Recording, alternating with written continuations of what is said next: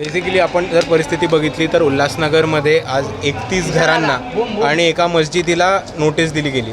आपण याच्या मागे जर लीगल रिझनिंग बघितलं तर ही एक आठवड्यापूर्वी पहिले दिली गेली होती. ती कोर्टामध्ये खालच्या कोर्टामध्ये चॅलेंज केली होती. कोर्टाने ती खारिज केली आणि त्याच्यानंतर परत महानगरपालिकेने दिली. आज जर आपण उल्हासनगरची परिस्थिती बघितली तर आपल्याला कळेल की 90% सेटलमेंट्स त्या स्लम्स असू देत, त्या पक्की घरे असू देत, त्या कच्ची पक्की घरे असू देत किंवा त्या बिल्डिंग्ज असू देत किंवा ही महानगरपालिकेची सुद्धा बिल्डिंग असू दे, हेचं रेग्युलरायझेशन नाही आहे.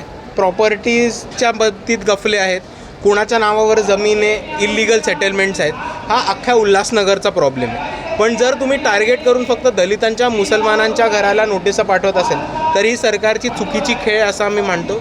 आणि मोठ्या प्रमाणात जातीवाद आणि धर्माच्या नावावर तेढ निर्माण करणं आणि दलित मुसलमानांना इकडनं मोठ्या प्रमाणात स्थलांतरित करणं हा भाजपचा खेळ आहे. आणि ते आम्ही थांबवण्यासाठी आयुक्तांनाही नोटीस द्यायला आलो आहे की तुम्ही सर्वात पहिले आत्ता जी नोटीस दिली आहे ती नोटीस खारिज करा. दुसऱ्या बाजूला धर्मस्थळ असतील, मस्जिद असतील, मंदिरं असतील, गुरुद्वारे असतील, चर्च असतील, बुद्धविहारे असतील, या सगळ्यांना एका रेग्युलरायझेशनच्या मीटिंगमध्ये ह्यांना स्पेशल विंडो करून द्या आणि जुने जितकी पण धर्मस्थळं आहेत उल्हासनगरमध्ये त्याच्यापैकी कशालाही हात नका लागू देऊ.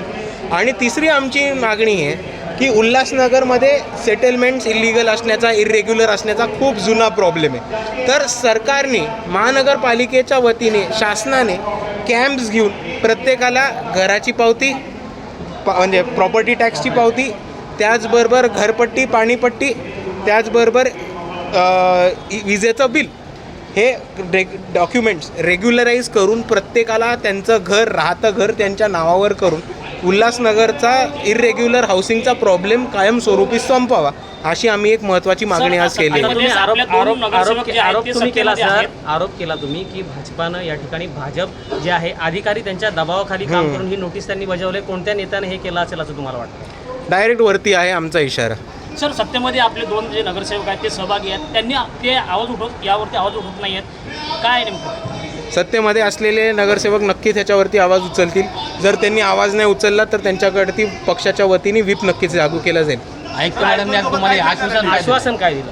आयुक्त नव्हत्या, आम्ही त्यांच्या डेप्युटींना दिलो आहे. डेप्युटी हो म्हणण्याशिवाय तसंही पुढे काही करत नाहीत, ते तुम्हाला माझ्याहून चांगलं माहिती आहे. सर, महानगरपालिकेच्या हद्दीमध्ये सेंट्रल ऑफिस समोरचे अनिल परब यांनी जो भूखंड आजच्या प्रकरणावरती बोला. सर, आता हे दोन नगरसेवक आहेत पालिकेमध्ये, महासभेत हा विषय घेणार का? 100% नाही घेतला तर पक्ष त्यांच्यावर व्हीप लागू करेल. ही जी मस्जिद आहे ती कोणत्याही रिझर्वेशनमध्ये किंवा पालिकेच्या जागेवर नाही आहे, तरी पालिका का मागे लागली मस्जिदच्या? ते तुम्ही पालिकेला विचारा.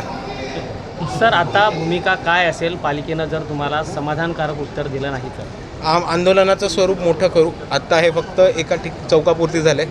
ते शहरभर घेऊन जाऊ, जिल्हाभर घेऊन जाऊ. आणि असंच जर राहिलं तर हा प्रश्न आपण जर बघितला तर फक्त उल्हासनगरचा नाही, हा बऱ्याच शहरांमध्ये हा प्रॉब्लेम आता उभा राहिला आहे. तर हे आंदोलन महाराष्ट्रव्यापी करण्याचं काम वंचित बहुजन आघाडी नक्की करेल. धन्यवाद. Thank you sir.